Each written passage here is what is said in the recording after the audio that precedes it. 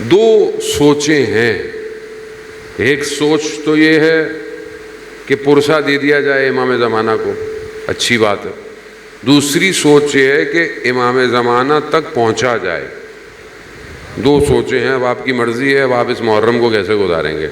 یعنی ہمیں یہ چاہیے کہ ہم ایسے اس محرم کو گزاریں کہ ہمارے وقت کا امام آ جائے. اور وہ کہیں پہ بھی دیکھیں امام کی نگاہ کہاں ہے، یہیں پہ تو ہے. امام کو کہاں سے اعصاب چاہیے؟ یہیں سے چاہیے. جو حضرت حر پہ آنکھیں گریا کرتی ہیں وہی امام کو چاہیے، اور وہ کہیں اور نہیں ہے، وہ یہیں پر ہے. تو ہمارے پاس اب یہ دو ڈویژن ہے، اور اس کو سمجھنے کے لیے ہمیں ان دو نہضتوں کو، دو موومنٹ کو سمجھنا پڑے گا کہ دو موومنٹ ہیں خلقت حضرت آدم علیہ الصلوۃ والسلام سے. یہ دو موومنٹ پیرالل ہیں، ساتھ ساتھ چل رہی ہیں. اور بعض جگہ پر تاریخ نے ایسا گھناؤنا کردار ادا کیا کہ ان کے ڈفرنس کو ختم کر دیا کہ یہ ایک ہی ہے یا ہے ہی نہیں. اور جو ابھی تک سلسلہ جو ہے وہ چل رہا ہے. اب یہ جو دو موومنٹ ہیں کہ جو خالق خدا نے انسان کو بنایا اور اس کے بعد یہ کریشن شروع کی، تو کریٹ کرتے ہی چیزیں جو ہیں وہ سامنے آنا شروع ہو گئیں. اب یہ کہ کیوں تھا مولانا صاحب ایسا، کیوں تھا ویسا، کیوں تھا، ظاہر ہے یہ تو ہم کچھ نہیں کر سکتے، اللہ کی مرضی ہے. خالق بھی وہی ہے، بنانے والا بھی وہی ہے. ہم تو خادم ہیں اور بندے ہیں اور عبد ہیں. تو ہمارے پاس جو اختیار ہے وہ صرف اطاعت کا ہے.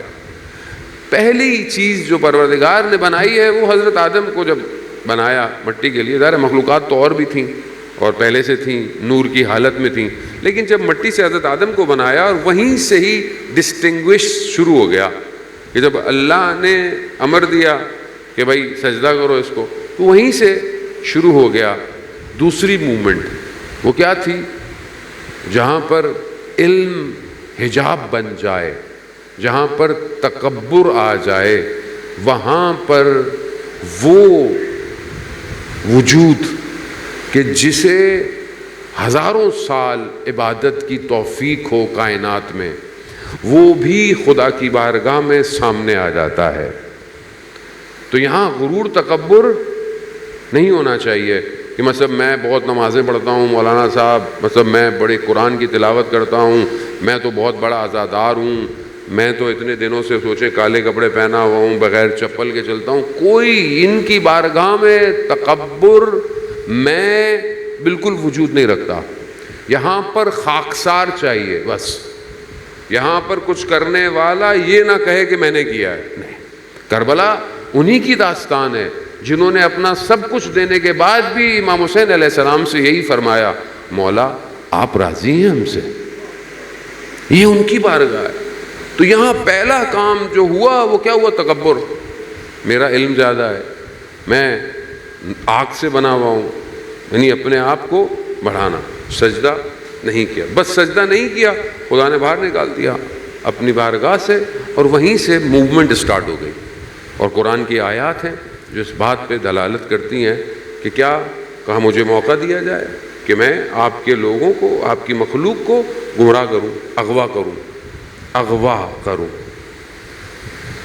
مغوی بناؤں. اب اغوا جو کرنا ہے، اغوا کرنا ایسے نہیں آپ کو اڑا کے لے جائے اغوا کر لے.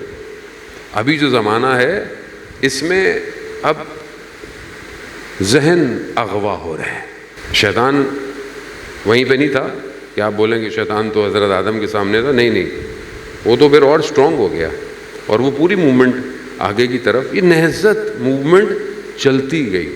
حضرت آدم کے ساتھ کیا کیا؟ حضرت آدم جیسی ہستی کو، یہ ساری باتیں آپ کو پتہ ہیں، میں کوئی نئی بات تو بتا نہیں رہا آپ کو، کہ حضرت آدم کو باہر بہشت سے، جو جنت تھی اس سے باہر جو ہے وہ لے آیا. اب جب روئے زمین پر آیا تو یہ سب سٹارٹ ہو گیا. شیطان رکا نہیں، اس نے بولا میں نے حضرت آدم کو نیچے بھیج دیا، چھوڑ دوں؟ نہیں. دونوں بیٹوں کے درمیان مسائل پیدا کیے. ایک کی قربانی خدا کی بارگاہ میں قبول ہو گئی، دوسرے کی قبول کیوں نہیں ہوئی؟ ایک کی قبول ہوئی، دوسرے کی قبول نہیں ہوئی. کیوں نہیں ہوئی؟ کیونکہ اس نے اللہ کی راہ میں اپنی اچھی چیز نہیں دی. حابیل اور قابیل، ایک نے جو قربانی کے لیے دی بہترین چیز دی، دوسرے نے بہترین چیز نہیں دی. بس اس نے وہاں پر آ کر پھر اب دیکھیں، اب گیم پردے کے پیچھے چلا گیا. پہلے شیطان فرنٹ پہ تھا، اب پردے کے پیچھے آ گیا. پردے کے پیچھے کہاں آ گیا؟ اب قابیل کو ورغلایا اور پھر روئے زمین پر پہلا قتل کروایا. اب آپ سمجھ رہے ہیں، ایک نسل حضرت آدم کی. شیطان کو ہلکا مت لیں. اصل مسئلہ یہی ہے کہ دشمن اور ٹائم فریم، میں زیادہ بہت ڈیٹیل میں نہیں جا سکتا، ادھر سب کچھ لائیو جا رہا ہوتا ہے. فریم ایک ٹائم فریم ہے، اس کے اندر یہ بتایا گیا، نمازیں پڑھنی ہیں پڑھو، حج کرنا ہے کرو، روزے رکھنے رکھو، صدقہ خیرات دینا ہے دو. خطرہ کس سے ہے؟ کہا کوئی خطرہ نہیں. کہا دشمن؟ کہا کوئی دشمن نہیں ہے، کوئی دشمن نہیں ہے. نمازیں پڑھو، عبادت کرو، طواف کرو، سیکیورٹی ہم دیں گے، نمازیں پڑھتے رہو، سب کرتے رہو. خوب کوئی تو دشمن ہوگا؟ نہیں، کوئی دشمن نہیں. یہ سب سے بڑا ظلم انسانیت پہ ہوا، جس کی ابتدا حق اور باطل کی جنگ سے ہو رہی ہو اور باطل کو حق کی طرح بنا دیا جائے، اس سے بڑا ظلم اور کیا ہوگا؟ باطل کو غائب کر دیا. آج آپ کے سامنے اگر مولا کے ماننے والے نہ ہوں تو کوئی باطل ہے؟ سب تو دوست ہیں، سارے دوست ہیں. کوئی آواز ہی نہیں اٹھاتا، کوئی ذرا سی بات ہی نہیں کرتا. کیوں نہیں کرتا؟ کیونکہ ان کے مکتب میں شروع سے دشمن ہے ہی نہیں.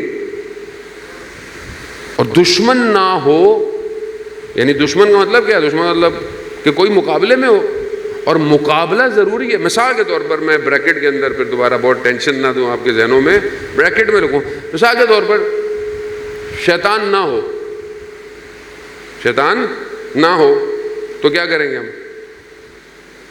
ثواب ملے گا کوئی؟ مطلب ثواب کہاں ہے؟ مطلب ایک شخص پہاڑ پہ رہتا ہو، اس نے دنیا نہیں دیکھی ہو، کچھ بھی نہیں دیکھی ہو، نمازیں پڑھ رہا ہے، عبادت کر رہا ہے، اس کو زیادہ ملے گا جو، یا جس کی بازار میں دکان ہے وہ اپنی نگاہوں کو نامحرم سے بچا کے رکھتا ہو. ادھر ہے نا، جہاں مقابلہ ہے وہاں پر کمال ہے. اصل جہاں مقابلہ ہی نہیں ہے، اصل جہاں کچھ ہے ہی نہیں تو کمال بھی نہیں ہے.